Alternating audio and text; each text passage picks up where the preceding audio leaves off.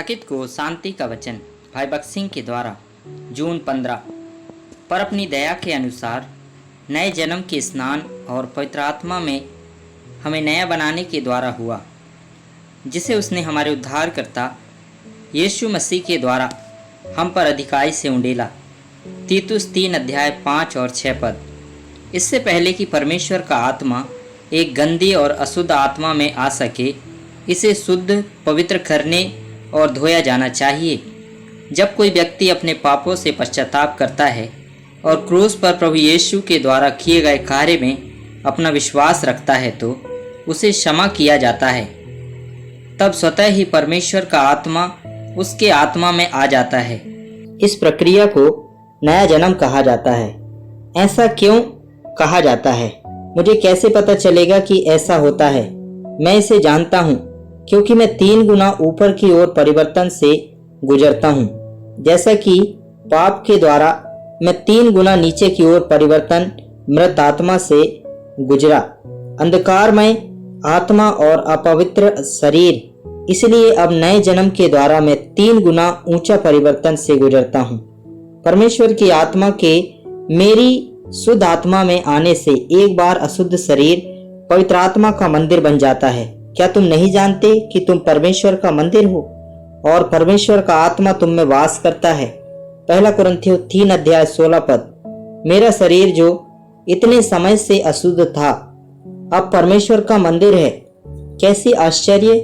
मेरे तो वही हाथ, वही पांव और एक ही जीभ है, परंतु अब मैं उन्हें अशुद्ध करने से इनकार करता हूँ। रूपांतरण होने से पहले मेरी जीभ, मेरे होठों में और मेरी आंखों ने वही किया जो उन्हें अच्छा लगा। मैं निरंतर अशुद्ध होता रहा। मैं अब जो करना चाहता हूं वह है परमेश्वर की स्तुति करना, उसकी आराधना करना और उसकी बड़ाई करना। उन्हीं हाथों से मैं अपने साथियों की सेवा करना चाहता हूं और इसी जीभ से मैं ईश्वर की स्तुति करना चाहता हूं। मेरा शरीर अब परमेश्वर का मंदिर है। मेरी अंधेरी आत्मा एक प्रबुद्ध आत्मा बन जाती है क्योंकि परमेश्वर ने मुझे दिव्य ज्ञान दिया है। दिव्य ज्ञान आने से पहले उपन्यासों, कहानियों और अन्य गंदी किताबों के लिए प्रेम ने मुझ पर अधिकार कर लिया। मेरी आंखें ऐसी चीजों के लिए खुली थी और मुझे परमेश्वर के वचन में कोई दिलचस्पी नहीं थी। लेकिन अब मेरी आत्मा प्रबुद्ध हो गई है। मुझे परमेश्वर के वचन, परमेश्वर के घर, यहाँ तक कि अपने दुश्मनों के लिए भी प्रेम के लिए एक नया प्रेम मिल गया है। अब कोई जाति या वर्ग का भेद नहीं है। न मलयाली, न तमिल, न गोरे, न काले, सब एक हैं। मेरी मृत आत्मा एक जीवित आत्मा बन जाती है। कैसे? अब मुझे परमेश्वर की उपस्थिति का अनुभव होता है। मैं परमेश्वर से बात करता हूँ, वह मुझसे बात करता है और मैं उसकी उपस्थिति का आनंद लेता हूँ। ईश्वर एक आत्मा है। मैं उससे प्रेम कर सकता हूँ, मैं उसका अनुसरण कर सकता हूँ और उसका आज्ञा पालन कर सकता हूँ। परमेश्वर की आत्मा का मेरी आत्मा में आना और मुझे तिगुना नया व्यक्ति बनाना नया जन्म है। मेरा अशुद्ध शरीर परमेश्वर का मंदिर बन जाता है।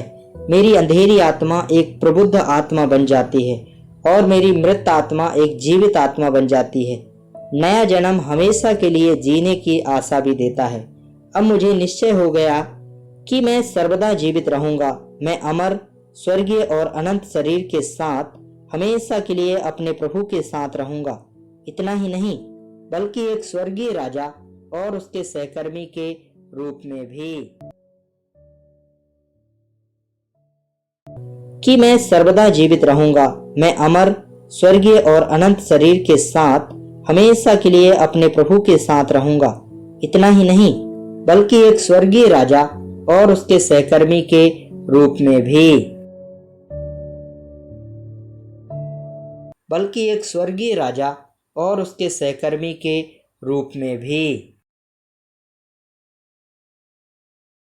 के रूप में भी।